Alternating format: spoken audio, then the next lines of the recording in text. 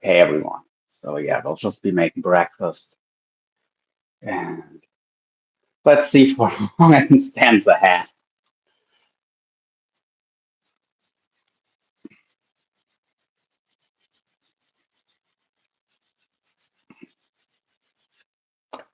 Actually kind of chilly, so I'm gonna make a cup of tea.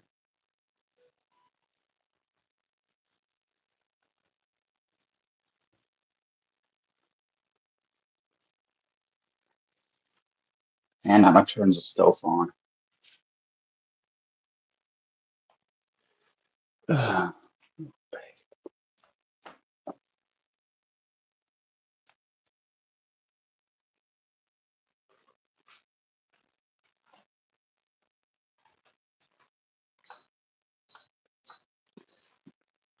All right, let's make us a cup of tea to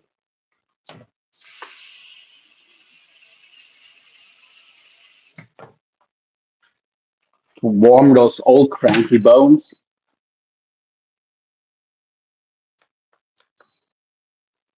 And yeah,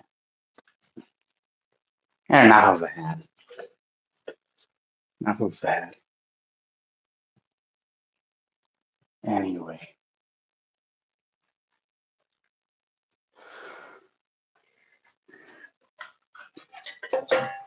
let's let's make a brekkie.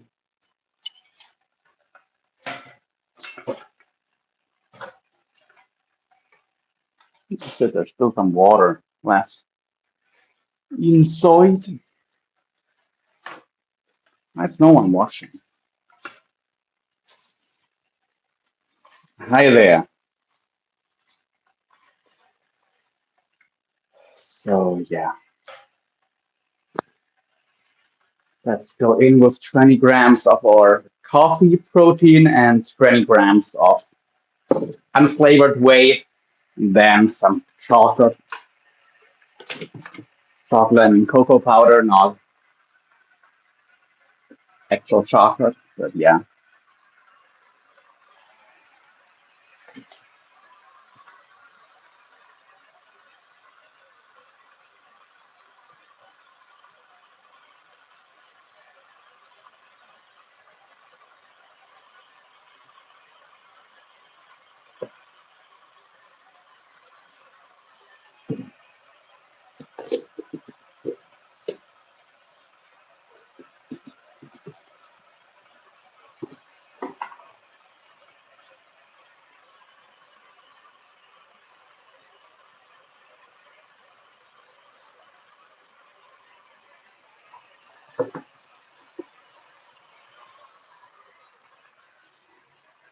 Eleven people in the house. Let's go. Just took a little start. Well, for all the newcomers, well, where do I have my knife?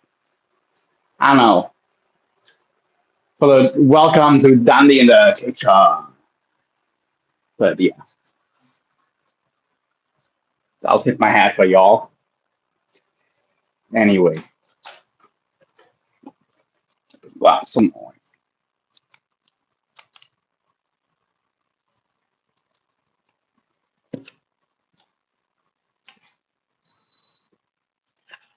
Alrighty. Meow. Lila.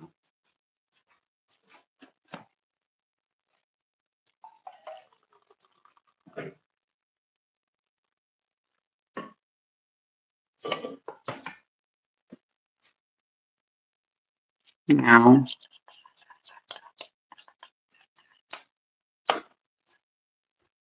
Of course, there's nothing more anabolic than starting your morning by eating some pussy.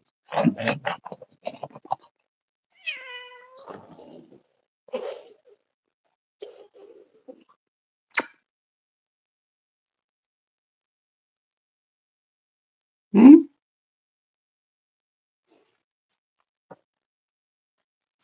You cute little bugger.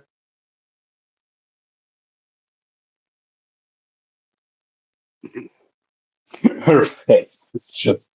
I love you too, sweetie.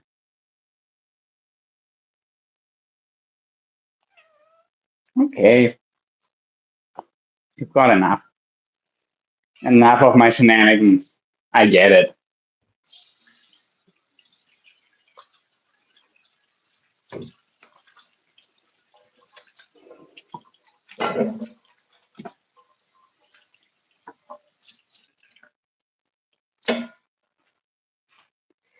Right, I'm just gonna add a little bit of water to a protein powder real quick. My sink is a mess, so that's why I'm not showing it.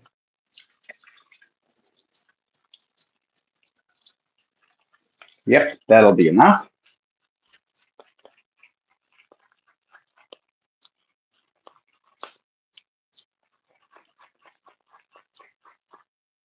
So it's honestly already a bit too much, but it'll be fine. It'll be fine.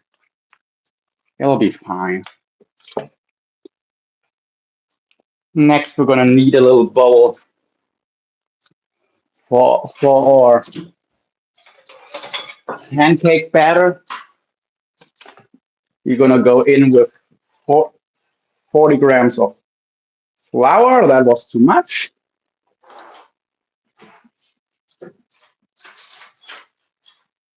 Thank you very much, but that's too much.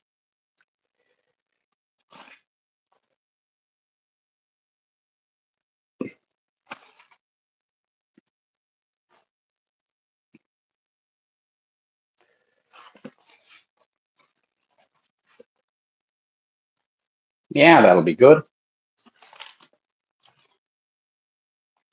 That's more like 30 grams. Yeah,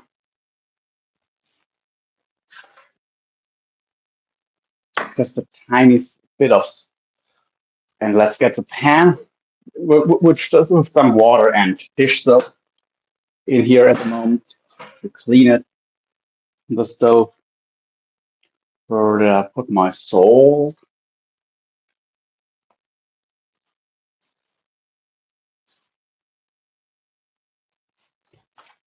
You don't have to add any salt. A tiny bit usually goes well. One egg.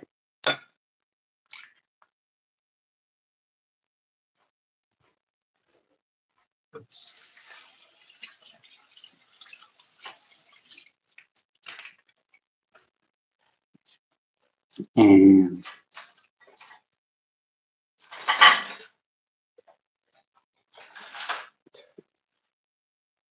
okay, I would like a bit of a bigger spoon for the mixing. All right, that one will do. Just mix this up. Hey there, Saki.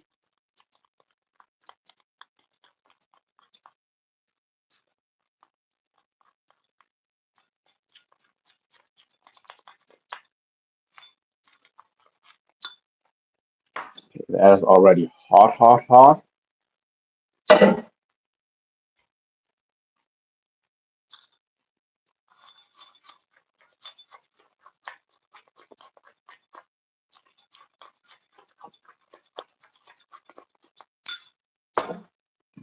Adding a dash of maple syrup.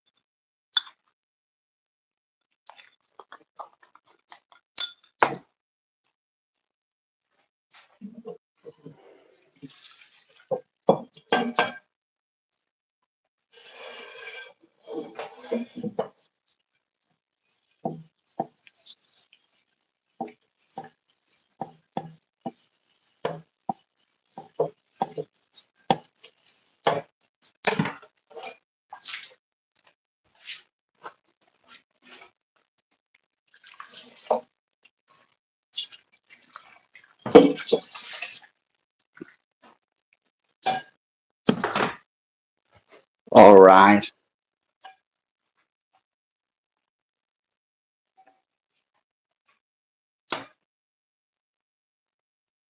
All right.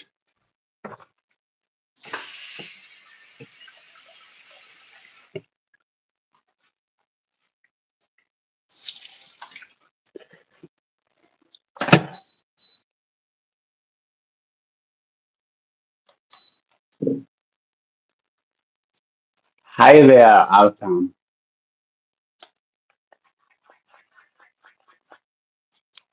Mm-hmm. Protein cream coming along,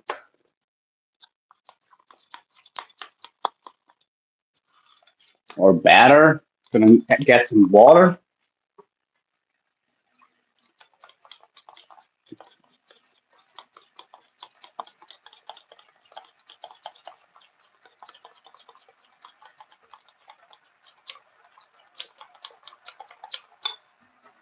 I like a pretty runny batter for my pancakes.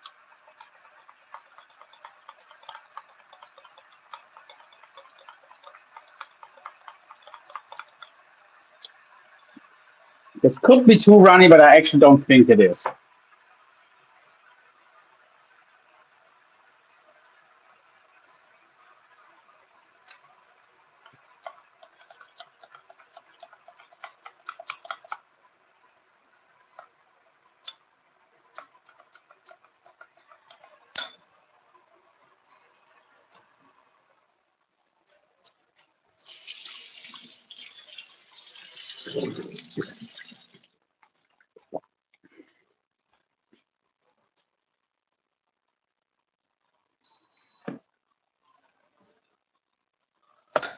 Alrighty.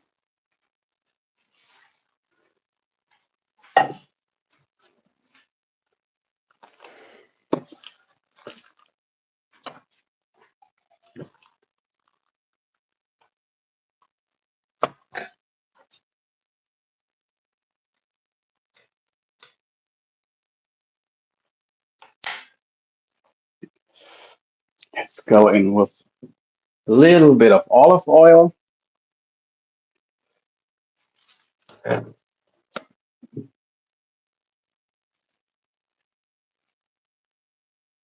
Yeah, that pan is hot.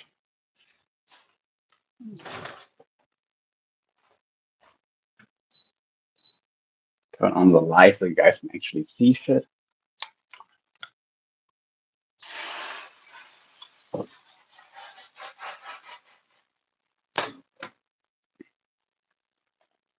Yeah, the pan might have been too hot for once.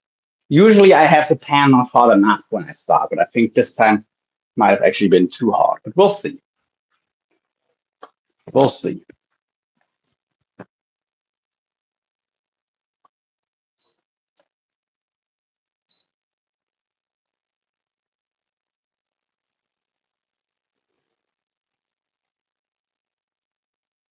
It smells kind of weird, almost more like roast chicken. Hey there, Lucy.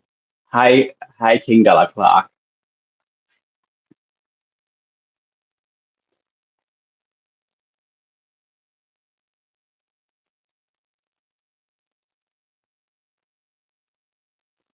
Yeah, I messed up a bit. I'm afraid. Actually, maybe it'll work. Yeah, this was too hot. Don't let the pan preheat for too long. And if the oil acts hydrophobic, if the oil looks weird in the pan, then when you put it in, then stop.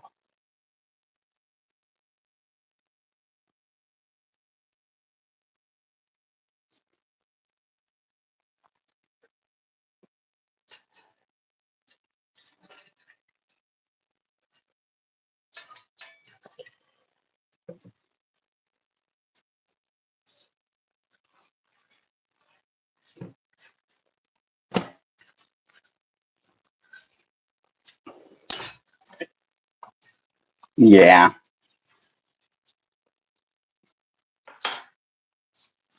won't be eating this.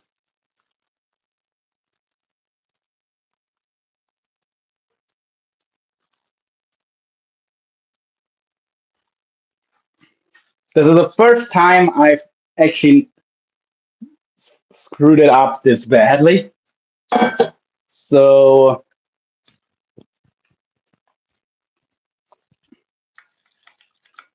we're just gonna have an extra eggy pancake. So let's go in with 20 to 30 grams of flour.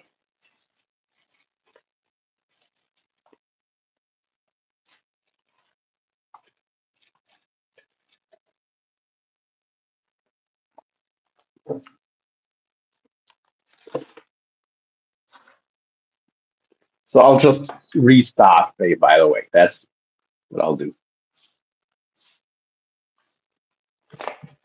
The extra egg won't hurt.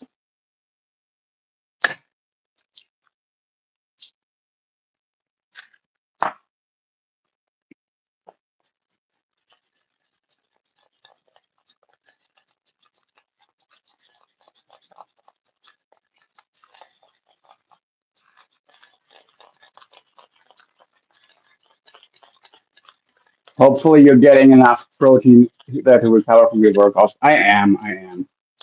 This is a very high protein meal.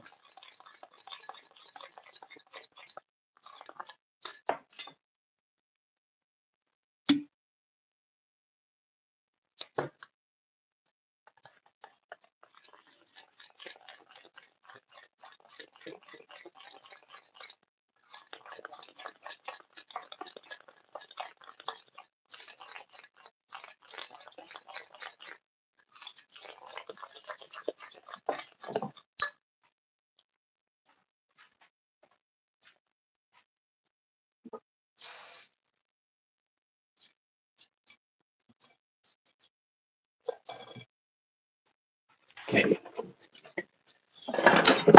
I'll use a pan I haven't used in ages because I don't want to have to wait forever till I'm able to, you know, cook again.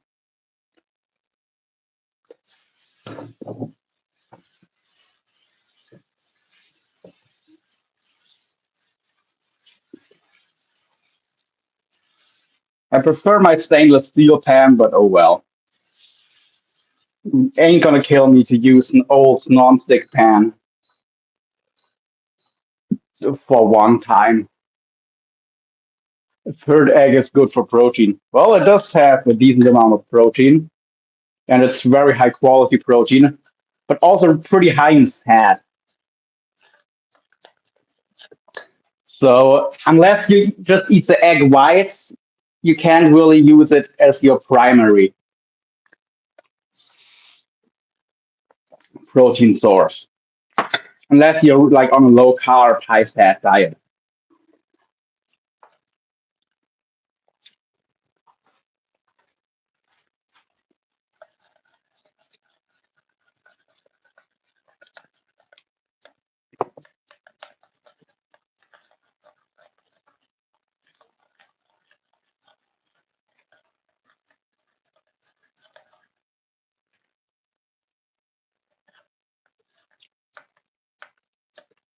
Yeah, this will be our new batter.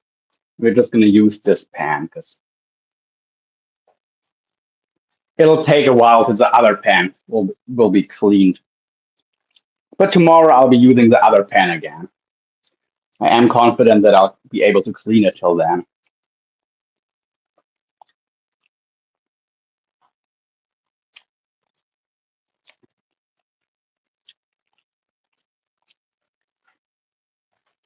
Just don't wanna stop the whole live stream.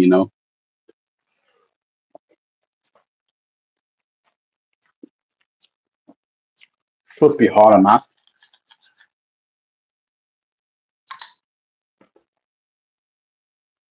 Okay, it wasn't hot enough. Not nearly.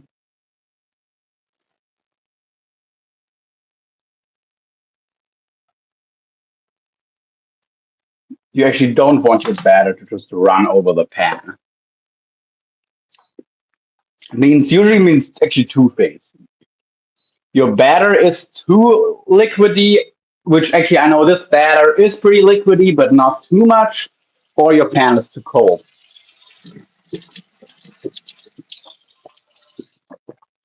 You want it to basically start sticking right away.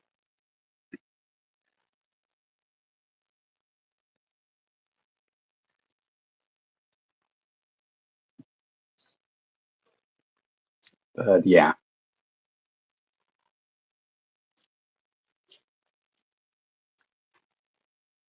Whose workouts do you prefer, Chase, Brian, Lane's? I've only really seen Chase. What kind of question?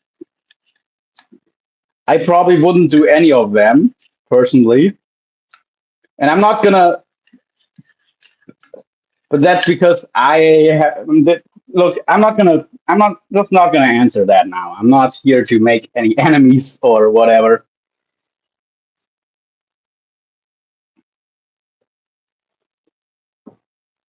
I think they all have their styles that probably work decently well for their goals, and that's all I'm gonna say.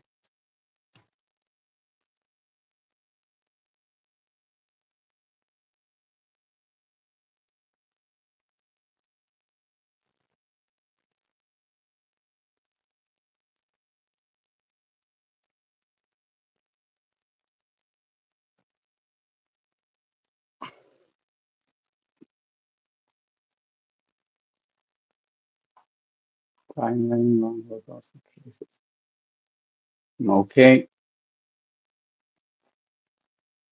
good for you.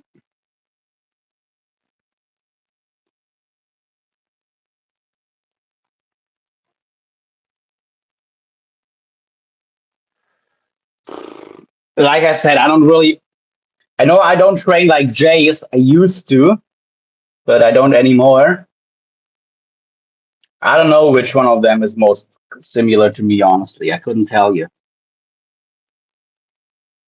Hmm. I'm not used to using this pan, which makes it a bit difficult to judge when to flip it.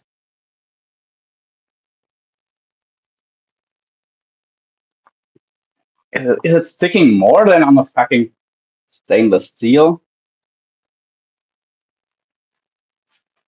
That would be strange.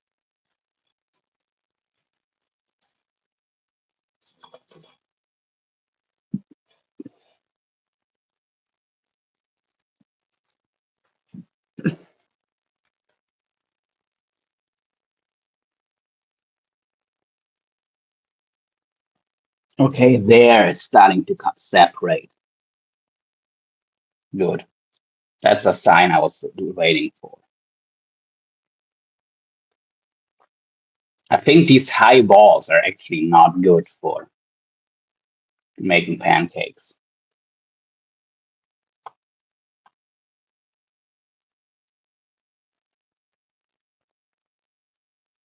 Yeah, I'm just a little worried if it's gonna start burning on the bottom before it's ready to come off.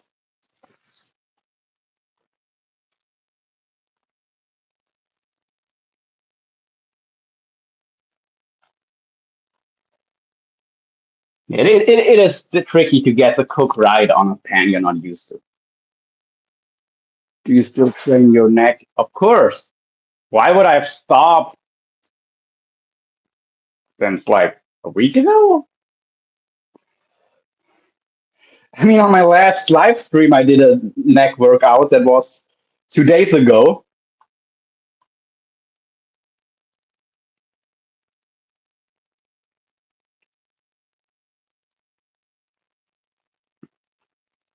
Yeah, okay, it is coming along. Just gotta trust the process, I guess.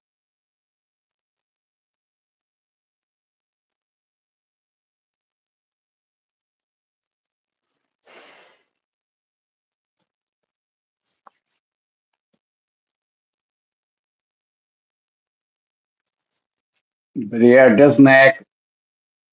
I mean, it is a big part of it is genetic, but a decent part of it is also because I've been training it,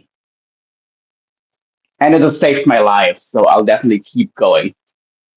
A year ago, my neck was pretty thin, but I've heard it gets pretty thick or thin. It may cause sleep apnea. Yeah, but none of those studies are done in people who actively train their neck and got neck hypertrophy by training, you know? They're usually in people that are really heavy overall, and a large fraction of that is fat, and maybe overall body weight just pushing down on their respiratory system. And a lot of them also use PEDs. So drugs, steroids, and all that kind of stuff.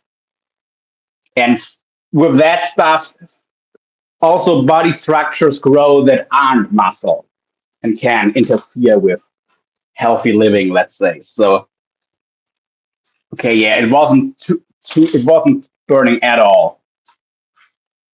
So I wouldn't put too much weight into those unless we have an actual study in natural lifters that grow their neck with resistance training and get a bigger neck with that, and they somehow see sleep apnea as a problem. Until we have anything indicating that is the case, and so far we have zero silch, I don't think it. I wouldn't. I wouldn't worry about it. Also because, like, think about it. What would having these muscles here bigger and stronger? How would that interfere with your windpipe? How? I don't see any. I don't see any mechanism by which that would actually make you have trouble breathing. Now, if you weigh 350 pounds as like some heavy linebacker football player, you're, and all of that shit is pushing down on your chest, and you have a fat neck, and that fat is pushing onto everything. Yeah, maybe, but that is not from growing your neck with by lifting weights as a natural, you know. So that is why I don't really worry about it.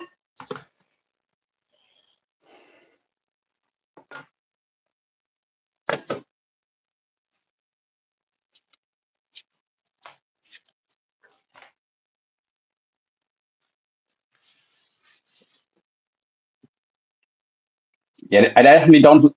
Definitely, the stainless steel pan. Once you know how to use it, is that it actually is better. I would for sure say the stainless steel pan for making pancakes is actually superior to a not so amazing non-stick pan.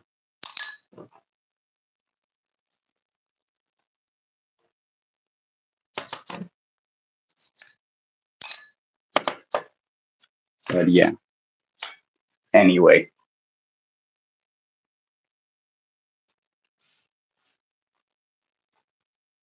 you're probably right.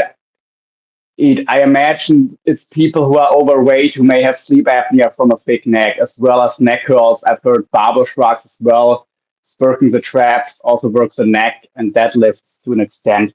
Well, they train the levator scapulae, one of your neck muscles, running right down here. Not the sternocleidomastoid, this one, no, but just in here is your levator scapula that pulls your shoulder up like this and also pulls your neck, like basically pulls your neck and your shoulder together, or pulls one up or the other down. So that muscle gets worked also on lateral raises and stuff, but you really want to focus mainly on your other neck muscles in neck training because the levator scapula already gets worked regardless. And shrugs, yeah, that builds the traps, but like only 5% of your neck are your upper traps because your upper traps really they end here. And here you just have like a thin membrane of trap fibers. But your traps are not really a significant part of your actual neck if you look at it. So I wouldn't train your traps to train your neck. I would train your neck to train your neck, and you might get some extra trap work from training your neck. But I wouldn't do shrugs or anything like that for neck. You want to focus on hitting all those other neck muscles that usually get neglected.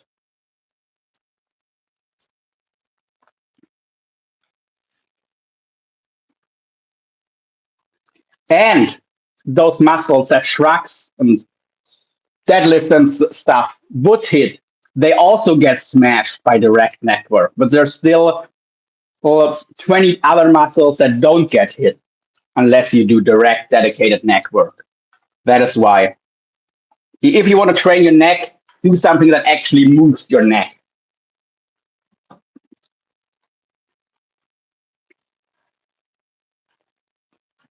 Hey, John.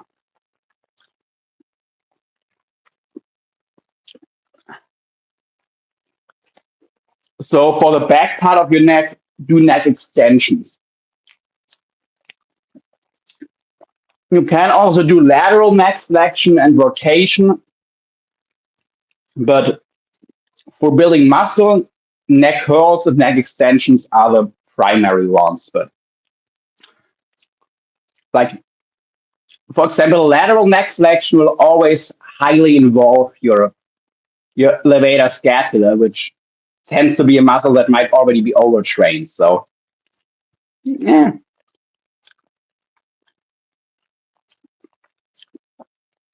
but I still do some of it.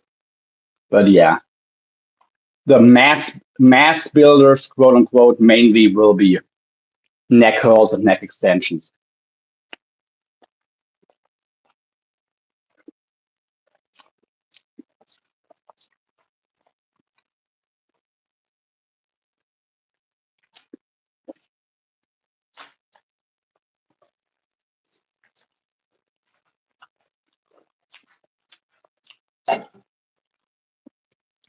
Alrighty.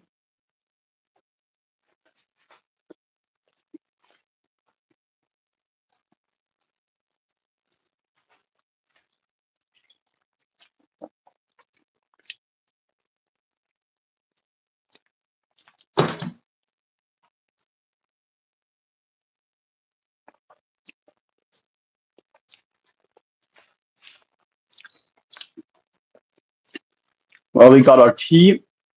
Hey, Jamie.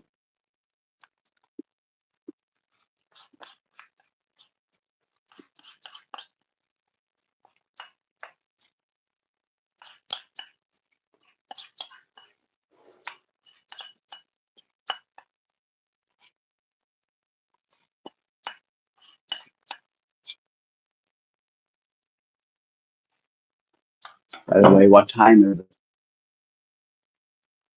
Okay, 14. So so at 17, it would be time for the next meal. Around 17 o'clock. So that's 5 p.m. Central European time.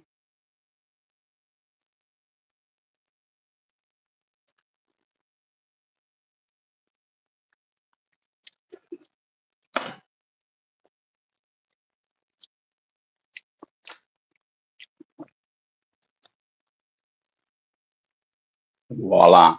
Mm.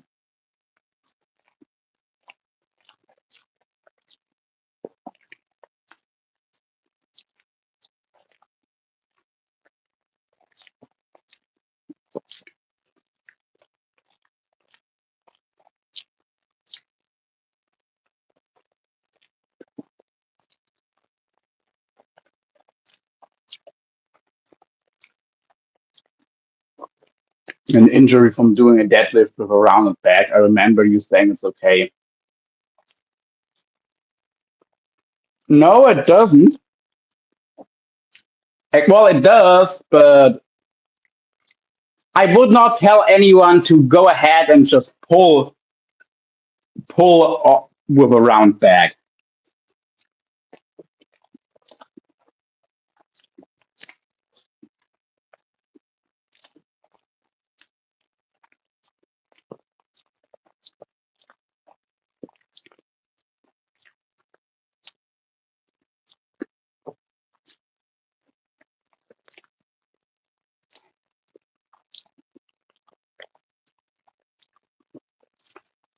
I don't. I think even the empty bar might be too heavy if you're not used to rounding your back.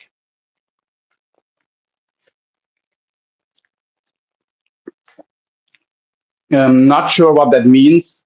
Luca.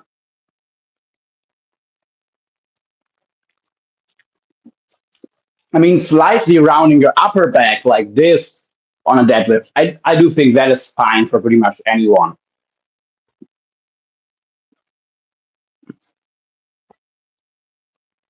I don't like it though. I like having my back just straight. But having some exercise where you train rounding your back is totally fine. But you have to carefully work up to it. I've been training with rounding my back for years. I've got 3 years of experience with that stuff. I know what my back can handle. If you just jump in, and the biggest danger of it is if you're not used to rounding your back, like you always deadlift with completely straight back, and then on a PR suddenly you look like a scared cat and round your back and still try to pull it up, but your body isn't accustomed to that. And then you put it into that position with a crap ton of weight. Of course, that's going to get you snapped up, but that's going to get you snapped up no matter what it is. Same thing.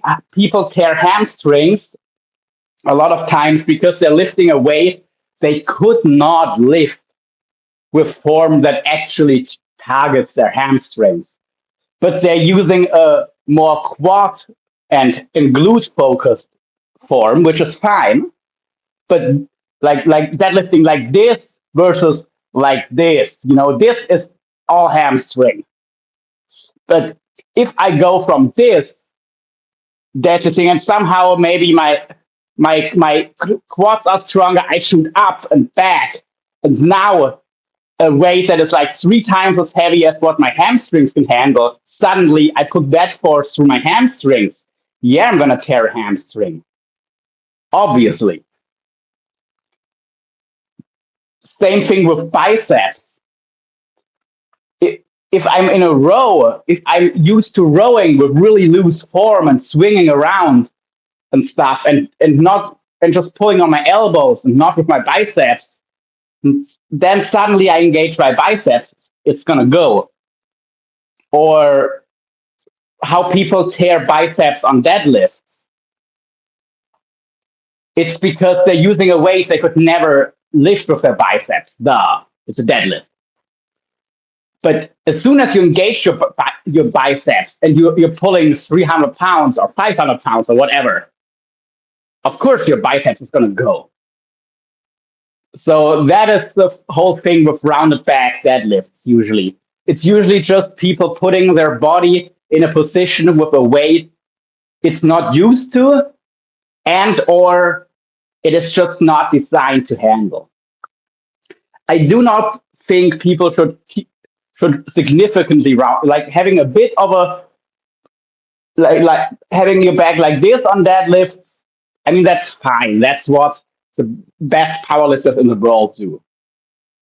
Now for hypertrophy, I think it's stupid because you want a deadlift to be a hip hinge, and there a straight or even arched back does have usually more advantages.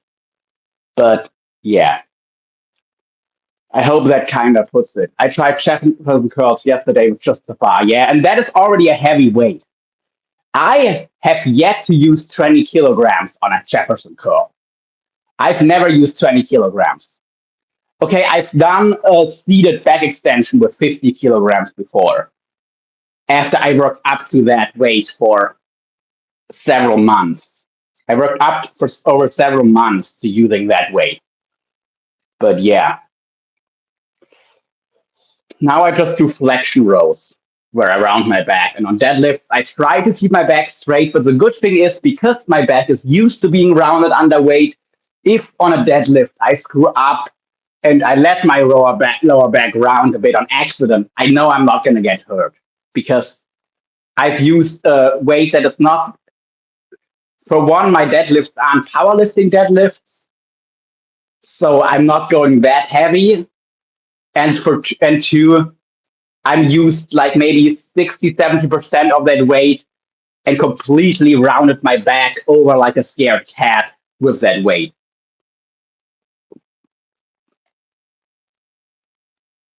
So I know if I round a little bit on a deadlift, it's not going to hurt me because my back is used to that. But yeah, if you're not used to it, don't do it, but also get used to it. I mean, look at strongman at loading events, a stone loading. Everyone rounds their lower back for a stone loading. I've never seen a strongman who doesn't round their back.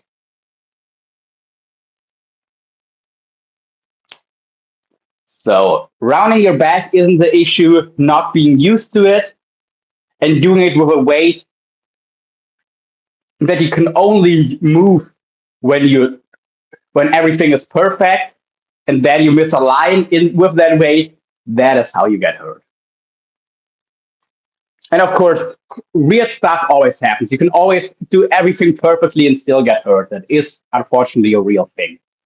There's no guarantee to prevent injury.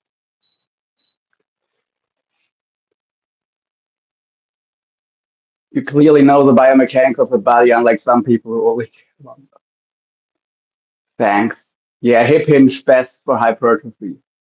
Yeah, with hip hinge, I mean like a deadlift can be deadlift isn't really a back exercise. You know, of course, it's going to train your back, but unless you have something weird in your elbow that makes you unable to do any actual back movements, I don't think you should be doing deadlifts for your back. You should be doing them for your hinging muscles, for your glutes, your hamstrings. You could even do deadlifts a little bit for your quads if you really wanted to, but yeah, it's a lower, mainly a lower body movement, and your back is just a supporting role, basically. Maybe me and Jamie should do a collab. He was a personal trainer and an amateur boxer, was moving up a weight division. He wants to gain mass without sacrificing speed. He comes for you. Um, well, I would make him do mainly compound movements and some neck isolation, probably. A boxer, I would have them do overhead presses, obviously, maybe some chest work, depending how they recover. Yeah, I would probably have them do some form of overhead press and then maybe dumbbell bench because boxing you always move individual arms. You know, you never are locked in and can push with both arms at the same time. That's not really a boxing movement. So I would be more likely to give them. I could, I could still give them maybe a machine press, but yeah. And then for like the rest of the body, for like their lower body, of course, still I would give them mainly, but like for the hamstrings first, you have to look which muscles are important for the sport, which muscles groups do you need to be explosive in as a boxer. Those muscles we're going to train with and strong. Those muscles we're going to train with compound movements. Also pushing and twisting. Well, for the twisting, actually, I would probably have them do some machine work because it's just more effective usually. But yeah, there's a really nice machine at my gym actually that I can use to twist the twisting motion. That I actually hold on only with one arm and I twist my, which is pretty close to how I would throw like a hook actually. So and then I would have them do some lower body, the compound movement.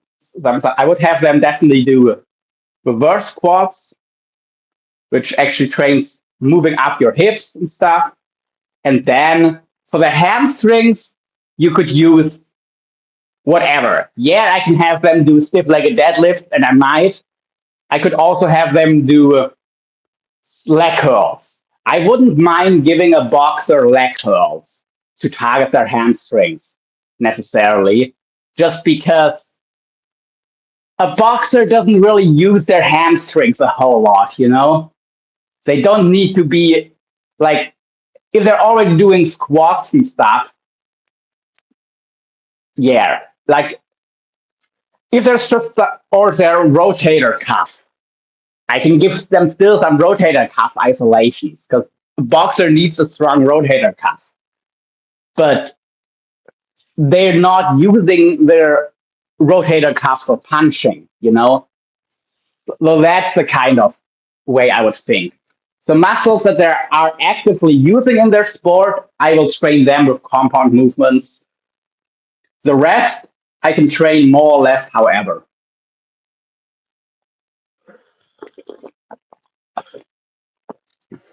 Another one where you have to do isolations to hit them effectively would be calves. I would definitely give any boxers calf raises, standing calf raises, because you're always on your toes. You need strong calves.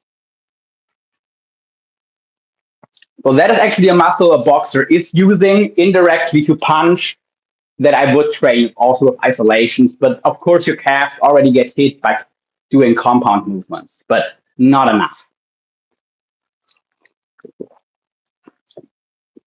And calves are one of, yeah, are a very important muscle for a boxer actually. So, you know, all of that is stuff to think about.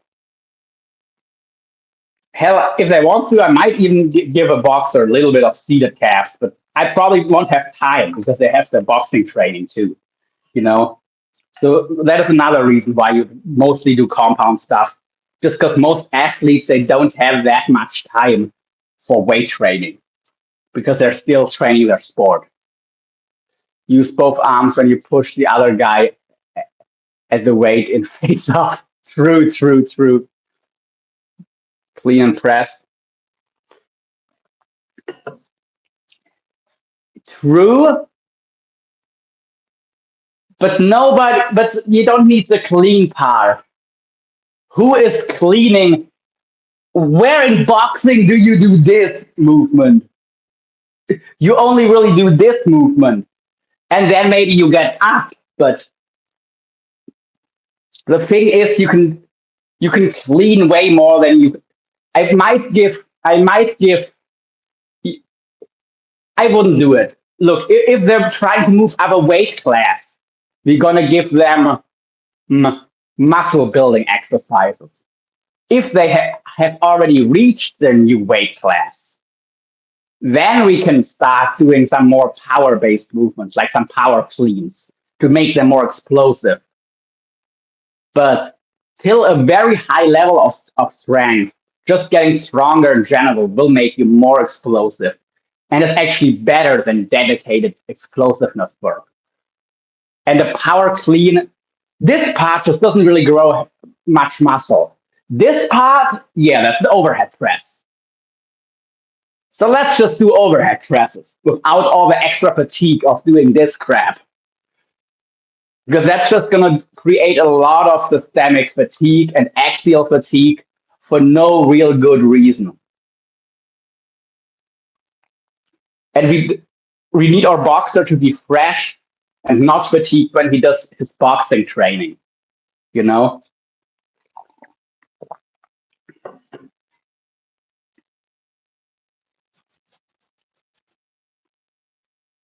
So, yeah, for boxing, maybe barbell clean.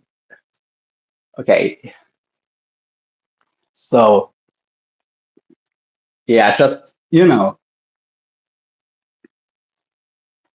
I would try to build muscle in the primary muscle groups they use with exercises that are relative decently sport specific, but still uh, stable and good and well loadable exercises.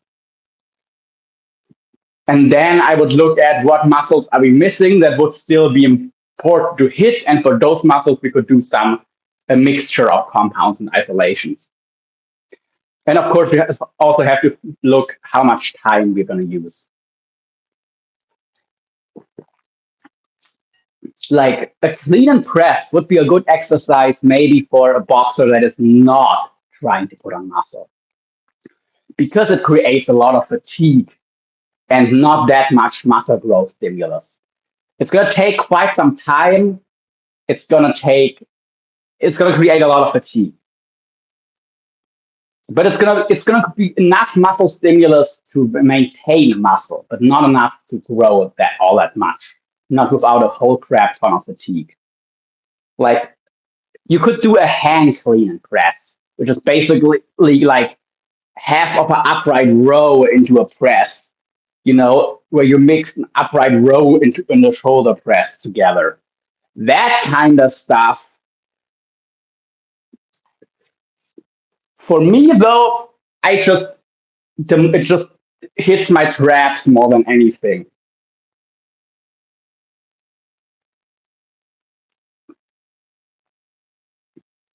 It's just gonna smash my traps more than my shoulders. But something like this, like a bodybuilding style, clean and press. I mean, now I feel my shoulders, but I've tried them with some weight and was just all traps for me. Like I also can't get much out of barbell upright rows personally. I just don't. Hmm.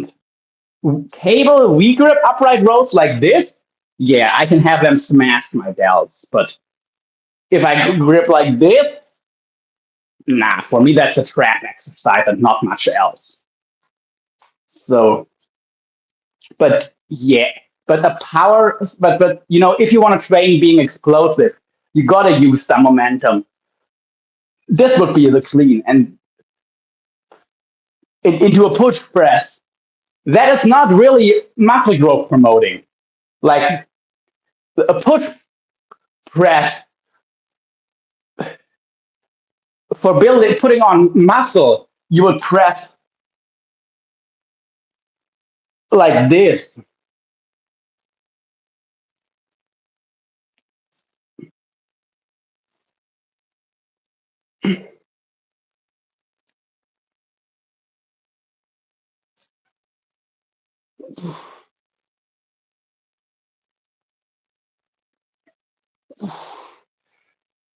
That is very, very different from a clean and press.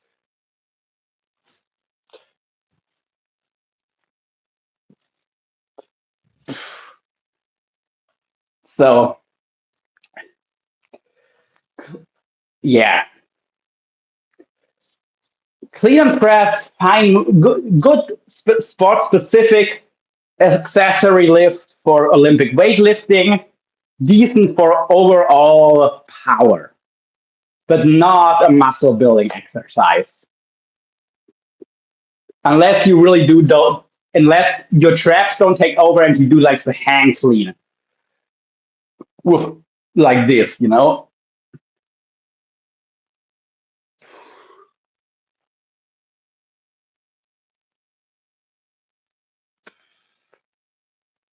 But that has not much to do with an actual clean and press from the floor, cleaning it up, push pressing it, and then just more or less letting it just barely controlled fall to the floor, back to the floor. So yeah, all of this stuff from Olympic weightlifting. Again, it's good for explosiveness, but not much else. It doesn't build a lot of muscle. So yeah, what do you think about isometric training, aka putting one muscle against another or holding a weight?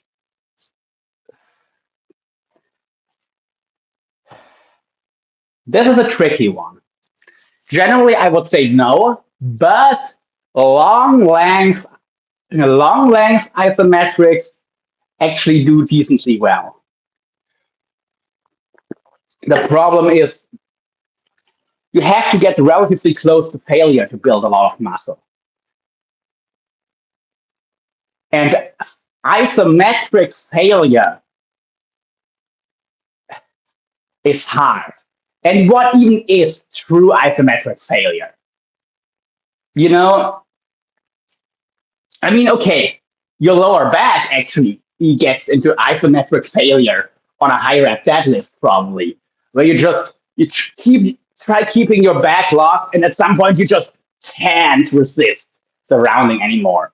That is actually that might even be eccentric failure as well as isometric failure. But other than that, the way I would use isometrics is just pauses in the stretch position. Or, for example, I'm doing some isometric work for my lats when I do wrist curls. I do some long length isometrics. How? I do wrist curls in a on a pull down.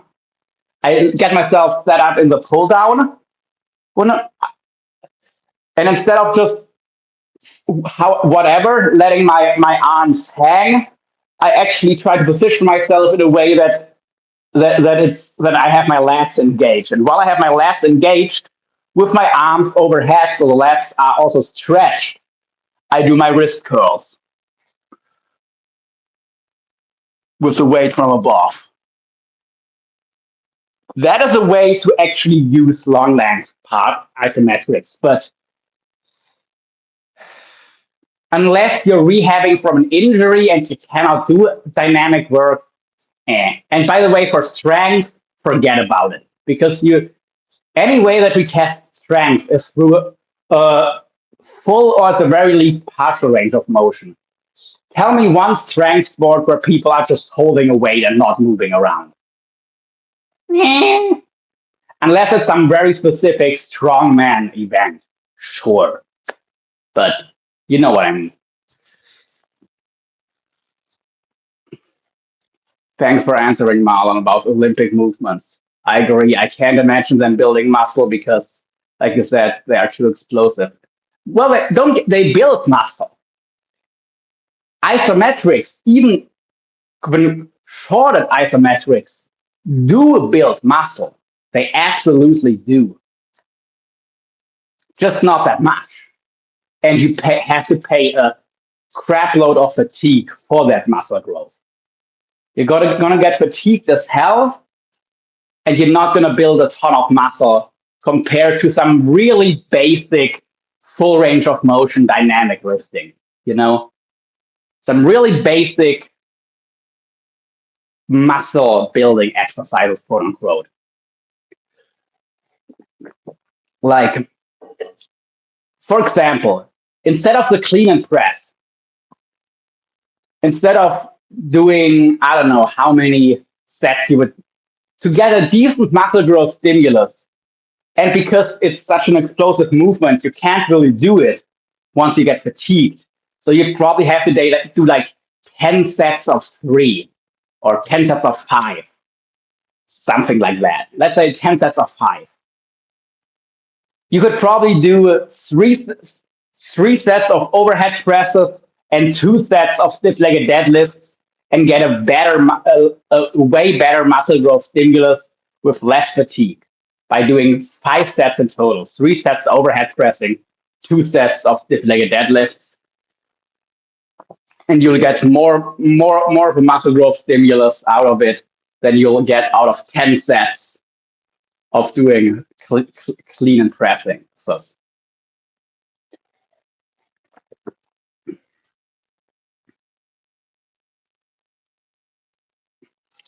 So yeah, but just 5 sets of clean and presses will be enough to keep those muscles, to keep your shoulders and your probably a lot of your posterior chain, to keep it on your body, you know. So once you've done building all your muscles, if you are a fighter or a weightlifter or whatever, of course, and you're stuck, and like you don't wanna enter another weight class. you're already like at the upper range of your weight class and you want to stay there, then those movements are great to just keep the muscle you have or making you more explosive to learn to use the muscles a little bit better that you already have built before. That is how I would do it.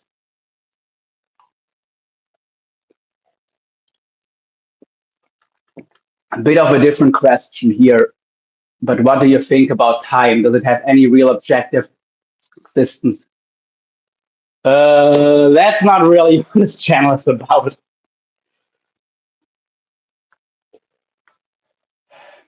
I think time has its use for what it's used for. Like,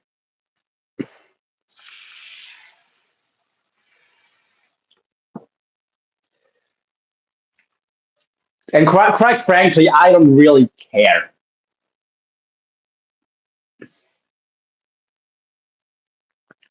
But yeah, not really gonna go into the whole. We could ramble on about, but we're gonna go into some weird stuff, and this is not really the channel to do it. If you're gonna go into the philosophical questions like that, but yeah, for I would say for all intents and purposes, time seems to be a thing. Yeah. Is any of anything even real? Eh, That's another question that's honestly probably going to lead you nowhere, really, other than maybe not taking things too serious, which might be a good thing. But, you know, yeah, I wouldn't just use the things for what they are useful for, basically, without hurting anyone else. And the rest, you do you, you know? That would be my advice, let's say. Anyway, any more workout questions? Or I think I'm going to make myself another cup of tea, but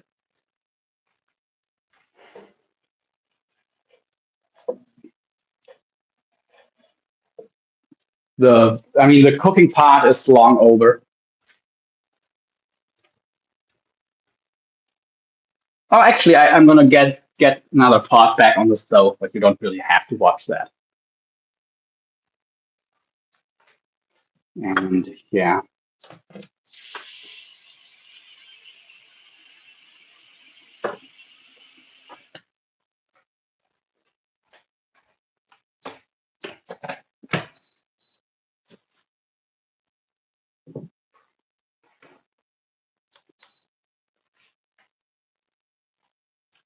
Okay, so back to training. Mike Mansell used a training method. Yeah, high intensity training. Yeah, I know it's working on the negatives as much as a positive, really lowering the weight slowly. He also focused on the contraction. His workouts were intense. Well, I don't really believe in trying us. And look, the principles of hypertrophy are pretty set. I love Mike Mansell's technique, his focus on technique and tracking the weights and all of that. And a lot of people complain about him, and he did start to use higher reps later on, but a lot of people have a critique of lower him using lower reps like 8 to 10 on isolation. I don't because of his form. Because if I go like on a bicep curl, if I go like if I go like this,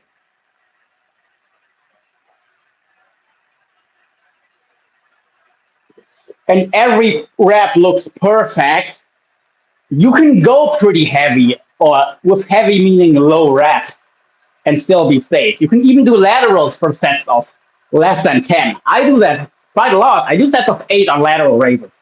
Okay, I do super wrong laterals, but if I'm doing them like this, And every rep is like this.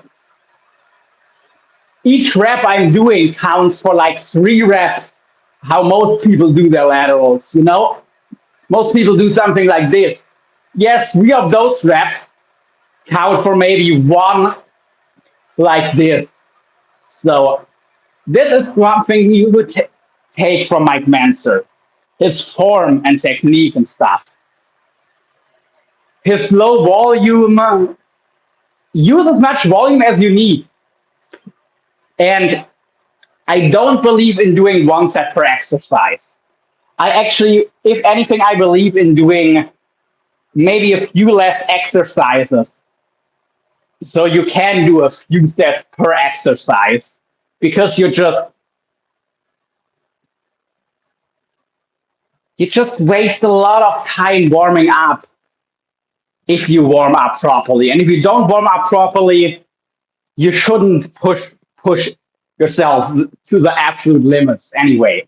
If you don't want to warm up properly, then do sets of 15 to 20 and stop 3 reps shy of failure. Then you can probably jump into your working weight, not get a perfect workout, but at least you won't get hurt, most likely. You're still going to get a decent growth stimulus.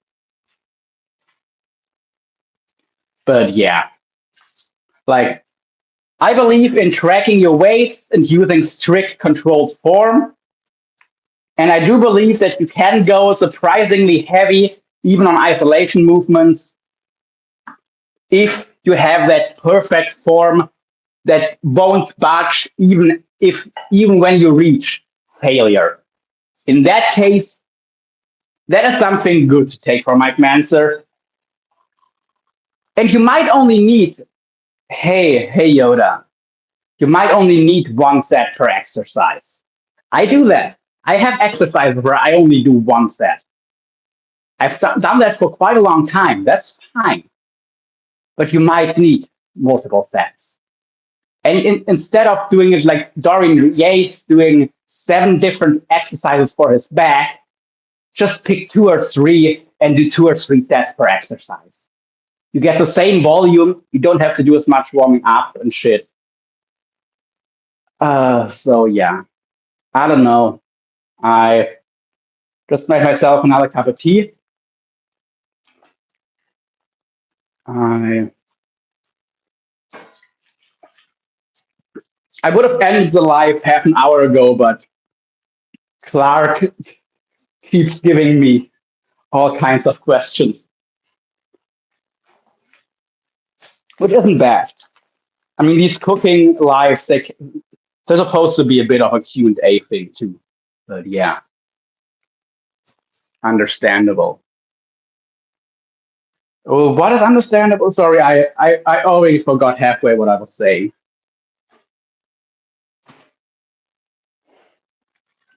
Only the second part, but yeah, well, I was a bit, it's been a weird day. And I didn't think about not going live, but I guess it was a good thing. Because thanks for answering. Mansa was known for his intelligence in the bodybuilding world. And, well, he also was a drug user and he was an addict, actually. So he was really good with taking a system and running with it. One thing, by the way, you do have to know about Mike Manser too, before I forget it, is he didn't he did do more standard, not quite as heavy, the higher volume training for most of his career when he actually built that muscle. Only his competing years he did the heavy duty program stuff. So he had already built most of his foundation doing more normal training. Just thought I should throw that in there. But anyway,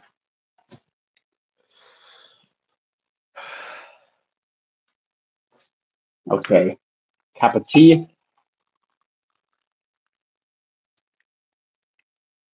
So any more questions or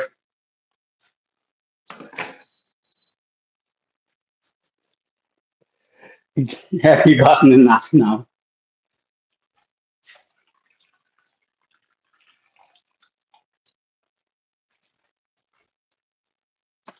And of course, you can ask me more stuff on the next live, which will undoubtedly come.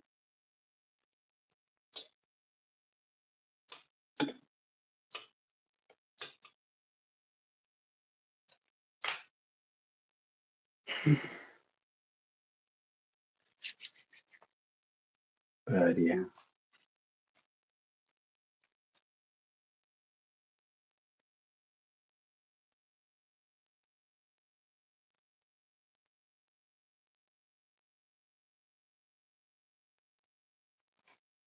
Thanks for answering the questions. Appreciate it. Sure. I mean, the good thing is, especially the training related stuff, by getting me to answer that stuff, people also get to know, which is also why I do try to actually go into them and not just glance over the questions, because it gets people to understand some of my what I actually know. And if people like what they hear, they might be more likely to want me as a trainer or recommend me as a trainer and stuff. So it also is beneficial for me. And of course, I like helping people. I help people for free all the time. I've coached more people for free than people who have paid me, actually.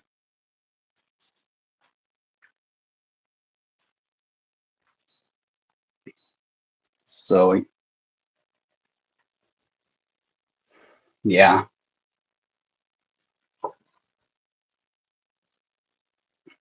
And there's so much misinformation out of there. I like trying to put some of that stuff straight. That lets people buy into the charlatans that just want to take their money and don't care about what kind of results their clients are going to get, or if they're just wasting their time or whatever. Like a lot of the Hollywood trainers, for example, they shouldn't even be called trainers. They just have their clients do some weird, wacky stuff and charge them out of the behind for it.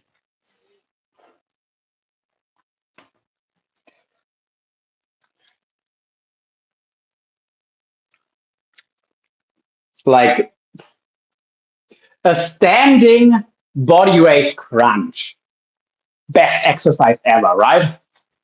Teaching someone to do this to train your abs.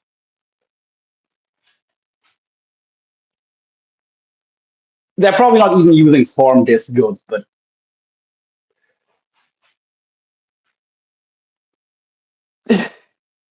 yeah, you're not gonna grow your abs doing this. You're gonna maybe get aware that your abs exist, but you're not training them. You have to put resistance against the movement, and gravity doesn't work like this. You're actually, if anything, you're training your back by doing this crunch. Except there's so little weight that it's not going to do shit for your back either. And then with the explosive Olympic weightlifting stuff for building muscle, that would be another one where it's not nearly as wrong. It is going to build muscle, but it's far from ideal. And people also, especially for athletes, they go way overboard on specificity, because the weight room is meant to make you bigger and stronger. And your actual sport practice is meant to make you better at your sport. So, and trying to mix both of them together, it's going to give you like mediocre results in both. It's not going to, so you're better treating them both separately and doing the things that actually are best at building muscle and strength. And then the stuff that makes you explosive and good at your sport, trying to train them separately.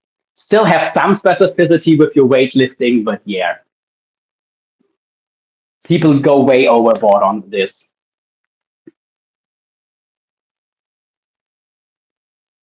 Like, just for example, when I in my boxing or my Muay Thai days, I used to do cable uppercuts, trying to do this movement with weight. It's not terrible, but all it really trains effectively is your front delt. A little bit your biceps, but isometrically in a shortened position, so it's crap for your biceps. So, and yeah, you have some core stability, but it's gonna do create a lot of fatigue for little extra muscle growth. So I would have been better off just doing overhead presses and some crunches probably, and would get way more bang out for my buck out of that. So yeah. Anyway, any more questions, or should we call it a day? Or not a day, but a live. I'll be back at some point, probably today.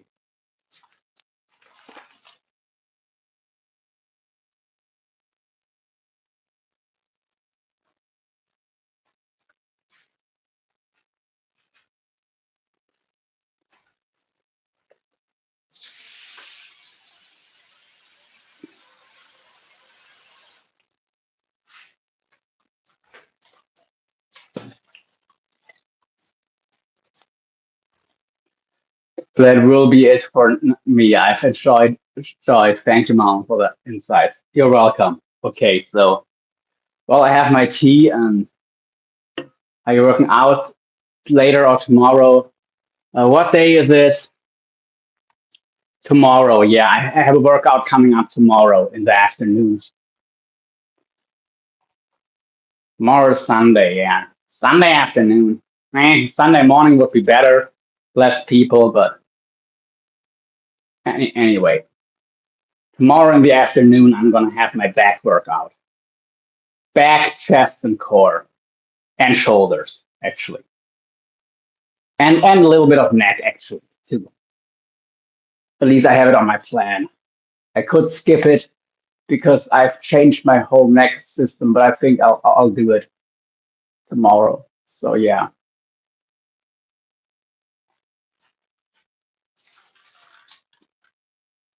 So new hairstyle, or especially the beard trim, definitely helps to show the neck. Yeah. The only thing you can't really ever see on me is like the back of the neck that is also decently developed from all the direct training. But yeah. Anyway, yeah, when I would go gym, I would like it to be fairly empty. Yeah, same.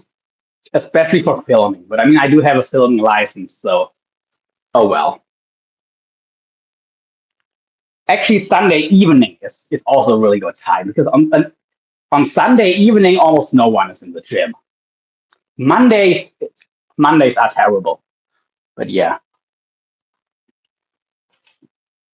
Sunday morning and Sunday evening are really good times. But I only get a filming license during the day, like in the mid to late morning, from mid to late morning till the afternoon. I can't get one in the late evening or early morning. But yeah, anyway, thank you for being here. If anyone has any questions, anything about training, also mental health stuff, if you just need someone to talk to or to ramble on about, feel free to email me or reach out in some other capacity. And yeah, much love, and see you guys soon. Dundee out. Oh.